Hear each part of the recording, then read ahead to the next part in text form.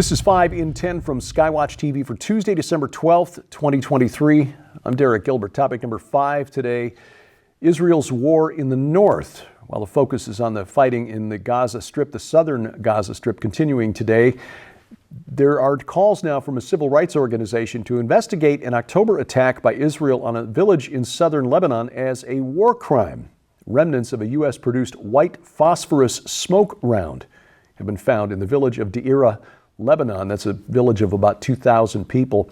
Residents of the town claimed at least 4 homes were incinerated, 9 civilians injured, 3 hospitalized, 1 for several days.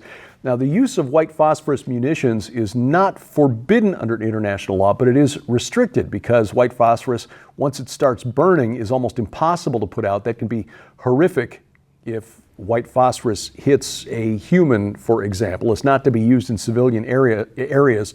The IDF issued a statement saying that white phosphorus shells are used by the IDF just to create smoke screens, not to target or cause fires. The IDF also emphasized that their use of white phosphorus is in accordance with and exceeds the stipulations of international law. Whether the world believes that or not is another question. In the south, by the way, Hamas has issued a statement saying that the estimated 137 hostages still being held in the Gaza Strip will not be released alive unless Israel complies with all of Hamas's demands, which include, of course, a complete withdrawal from the Gaza Strip and the release of all Palestinian Arabs now imprisoned by Israel on suspicion of terrorist activities. There are several thousand of those. It's not likely that that's going to happen. Topic number 4, the Poison Ivy League. You remember last week, Tuesday, the rather disastrous hearing from the standpoint of these university professors under questioning by New York Representative Elise Stefanik, who asked whether calls for genocide on their campuses violated their codes of conduct, constituted harassment, bullying, and so forth. The university president's basically saying, well, it depends. Really doesn't. Since then, the president of the University of Pennsylvania, Elizabeth McGill, has resigned under pressure. And despite what Saturday Night Live depicted in its opening sketch this past weekend, Elise Stefanik, Representative Stefanik, was not the butt of the jokes. She is not the one who should have been mocked after that hearing. Well, anyway, one of McGill's colleagues, also under fire now, Dr. Claudine Gay, who's in the foreground of the picture on the screen behind me. Liz McGill is next to her. Dr. Gay, under fire, not just for her rather weak responses to Representative Stefanik's questions, but because journalist Chris Rufo has now posted detailed evidence showing that Dr. Gay apparently plagiarized large sections of her Ph.D. thesis, which means she's not a legitimate Ph.D., and also in violation of Harvard's Code of Ethics. If this is true and the evidence is compelling, Dr. Gay really is not qualified for the job she now holds. Harvard alum Alan Dershowitz, famous attorney and no conservative, is publicly calling for Dr. Gay to resign, and that call actually was published before Chris Rufo's revelation. Dershowitz saying that not only should Dr. Gay resign, but there should be a dismantling of the Orwellian DEI, diversity, equity, inclusivity groupthink that placed her in that position at the head of Harvard University. And that leads to topic number 3, woke Wisconsin. The University of Wisconsin very nearly came to an agreement with Republicans in the state assembly there over the weekend concerning funding for the university system and raises for faculty members, but the Board of Regents could not let go of diversity, equity, inclusion programs. They rejected a deal that would have given $800 million in additional funding for the university, as well as across-the-board faculty pay raises.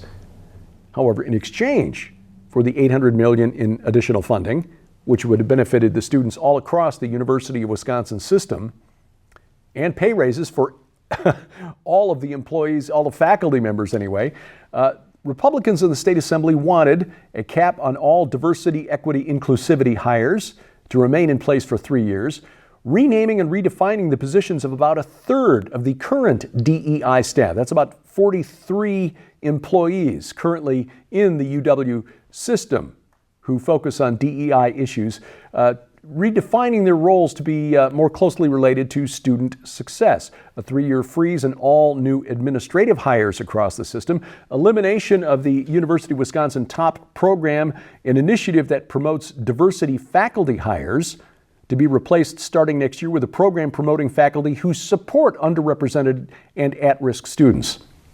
In other words, you don't have to be somebody with darker skin to support underrepresented and at-risk students. Those who, whatever your skin color, if you're supporting those students, you could be promoted. Excising the diversity statement currently included in applications to 2 of the University of Wisconsin campuses, creating a new endowed faculty chair at UW-Madison, that's the flagship school in the University of Wisconsin system, dedicated to conservative economic thought, classical economics, or classical liberalism. Implementing a new module on free expression for all freshmen entering undergraduate students, and adoption of a guaranteed admissions program for the top 10% of state high school students in Wisconsin, except for UW-Madison, which would be the top 5%. They were about to agree. In fact, there were some media outlets reporting that they had agreed to this deal. And then the Board of Regents received backlash from the faculty union, student groups, and Democrats in the state assembly, and so they walked away, voted against it 9-8, leaving $800 million on the table and rejecting pay increases for 39,000 faculty members. Because they couldn't give up the diversity, equity, inclusivity policies, they left pay raises for all faculty and $800 million in additional funding on the table. It's a cult. Topic number 2, the moat around Jerusalem. Excavations in the city of David have revealed something previously unknown, a massive moat cut into the bedrock, which would have drastically altered the terrain of ancient Jerusalem, but the exact purpose still unknown. The moat measures about 100 feet wide, is at least 20 feet deep. Here you see an archaeologist standing near the bottom of this feature. It likely runs across the entire width of the City of David Ridge, which is hundreds of feet across. This is cut into the bedrock, would have required the quarrying of nearly 500,000 cubic feet of stone. This is a huge public works project, especially for the Jerusalem of 3,000 years ago. This was in use, according to archaeologists, at least by the end of Iron Age 2A, which is roughly 1,000 to 900 BC. You and I would refer to this as the time of David and Solomon. The moat separated the area of the Temple Mount to the north from the city of David in the south, would have provided a natural defense against enemies attacking Jerusalem from the north.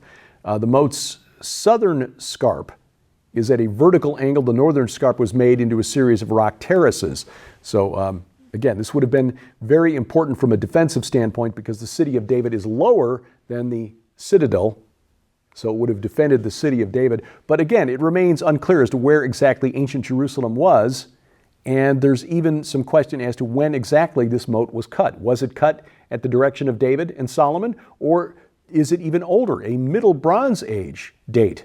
In other words, sometime between 2000 and 1550 BC could be the time when this was constructed. What we do know is it shows that Jerusalem was an important urban center at least by the time of David and Solomon, and probably much earlier, consistent with the biblical narrative in the Old Testament. Archaeology is cool. Coming up, new investment tip, hot investment tip. Yes, investing in cow flatulence. If you're Canadian, pay attention. It's coming up on 5 and 10.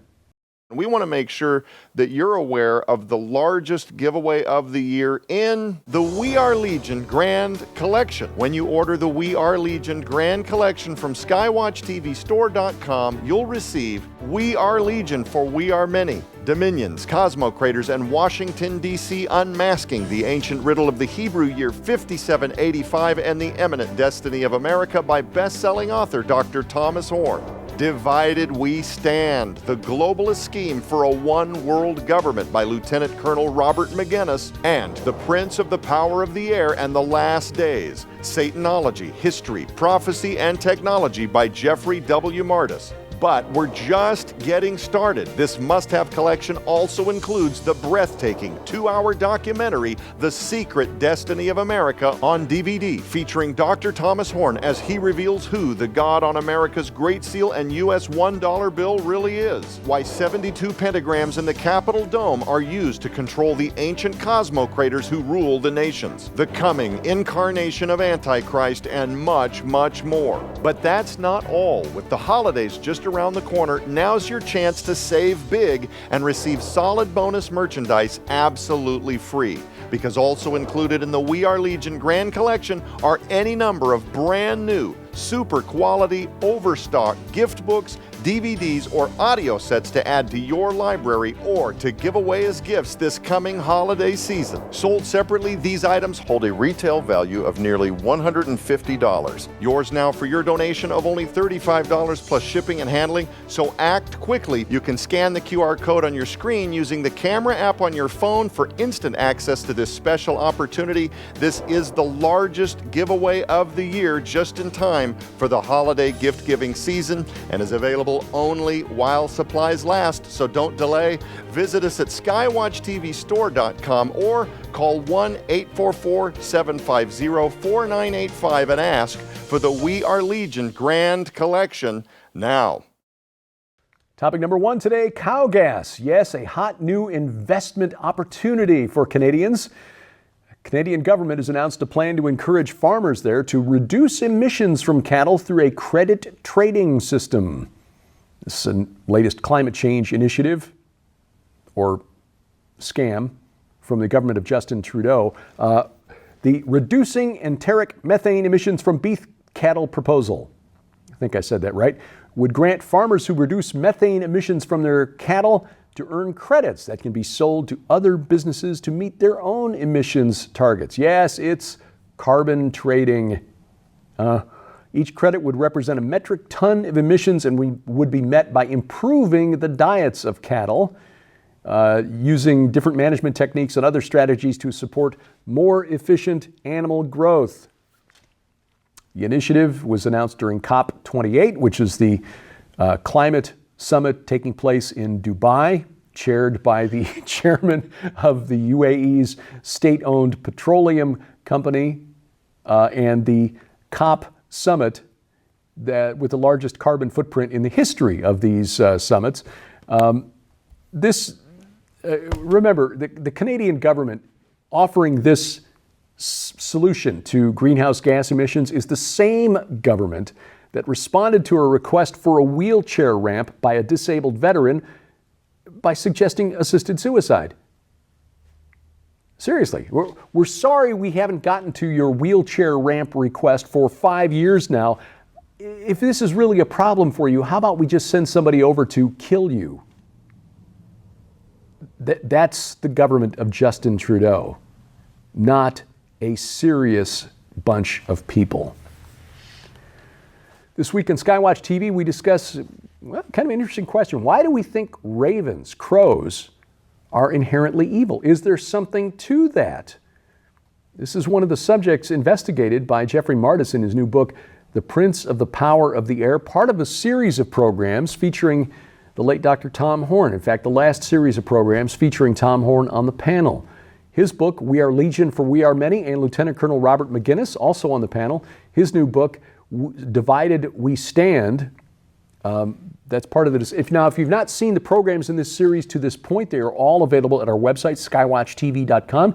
You can also catch up in the archives at our Roku or Apple TV channels, or the new YouTube channel for the main program at Skywatch TV Now. Subscribe, share that around with your friends.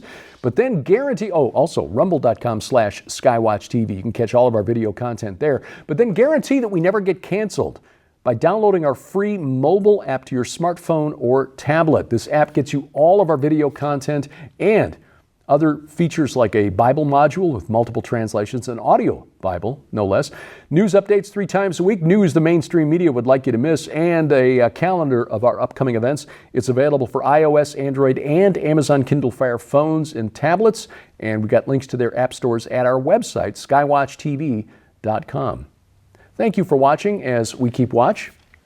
I'm Derek Gilbert, and this is 5 in 10 from Skywatch TV.